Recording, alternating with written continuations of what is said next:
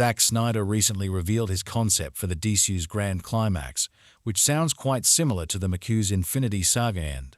Zack Snyder revealed his concept for the DCEU's finale, which sounds very similar to the MCU's Infinity Saga conclusion. One of the drawbacks of Zack Snyder's Justice League is that it promised an epic conflict that would never materialize. After defeating Steppenwolf, the Justice League confronted Darkseid, who was on his way to Earth.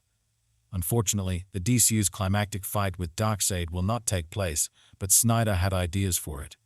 In a recent interview with GQ, Snyder discussed how his Snyderverse would have concluded, specifically what would have happened to Superman.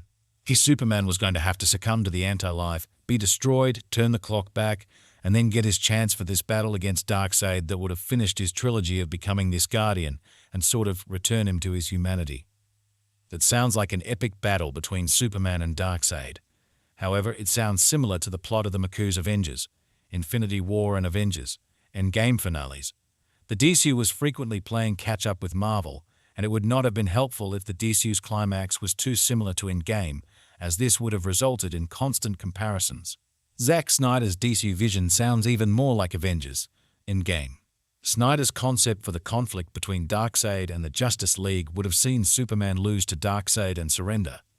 This would result in the apocalyptic nightmare future that Bruce Wayne envisioned before Superman discovered a method to turn back time and destroy Darkseid, erasing that future. While this sounds fantastic, it's also far too similar to how the MCU concluded its Infinity Saga. Thanos defeats the Avengers in Infinity War, wiping out half of the world's population. 5 years later in Endgame, the remaining heroes figure out how to time travel and stop Thanos from gathering the Infinity Stones and snapping his fingers. While there would have been many notable distinctions between the DCEU's finale and Endgame, the narrative pattern is too similar to Marvel's, and DC would have looked horrible if it had created something so similar to its competitor firm. Snyder already had an excellent time travel scene in Justice League. Superman has traveled through time before, including the contentious scene in 1978's Superman where he saved Lois Lane by flying around the Earth in the opposite way, causing it to journey back in time.